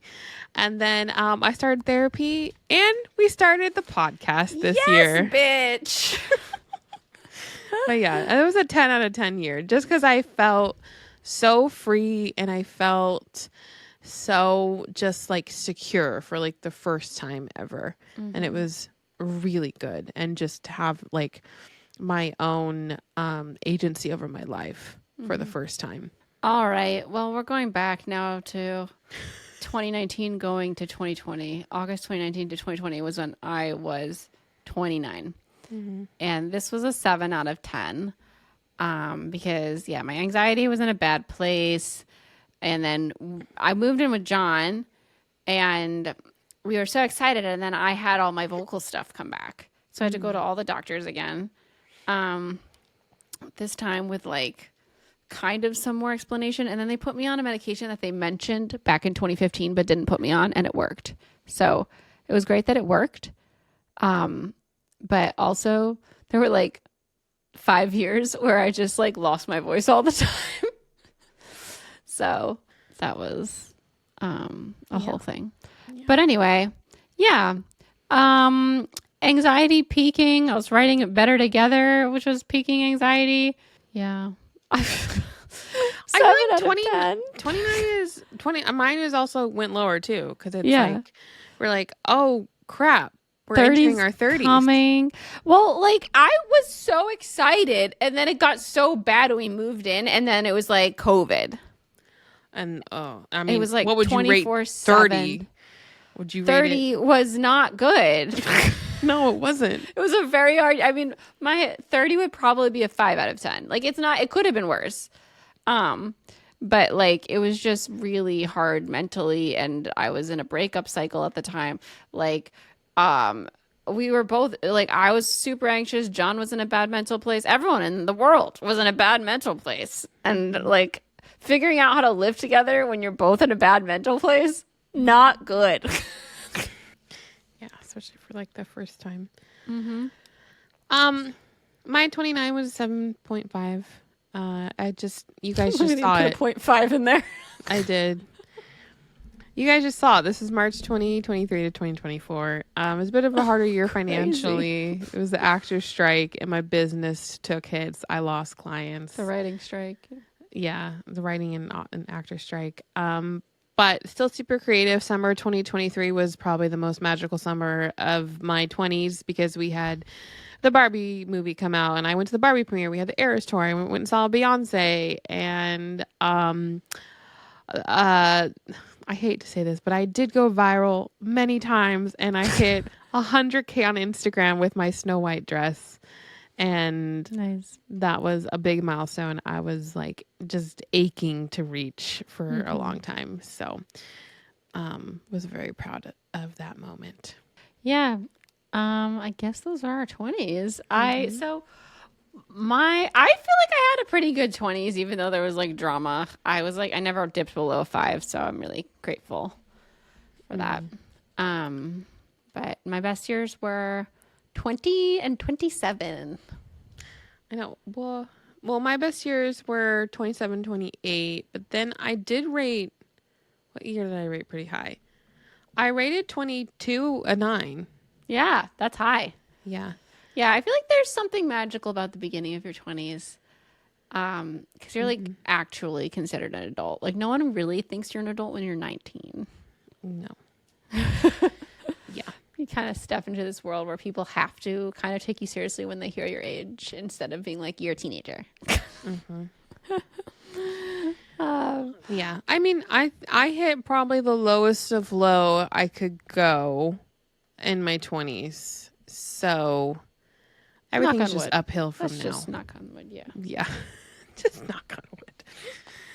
All right. Well, we are going to move into Mary Kiss Cliff. We'd love to hear how you parse out on your 20s. Like, what were your favorite years in the comments? It's very interesting, though, like how many people love like 27 and 28. Yeah, we polled the friend group.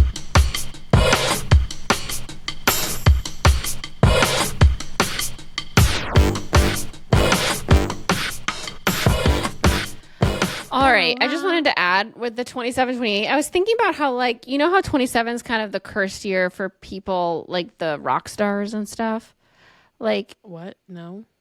Like a lot of rock stars have passed away at 27 from like drug use and stuff. Okay. Yeah. There's like songs about how like if I make it to 27, I'll be okay. Oh. Anyway, I just wonder if like once you make it past to that year in general in your 20s, you're kind of feeling more steady. Maybe. Erica goes, I can't believe you remember that much about your 20s. Oh, girl, I went through pictures. I didn't. That's why I didn't have like specific YouTube moments in my head, but I went through my brain. I went through pictures. But yeah, you do remember more when you are posting about your life online.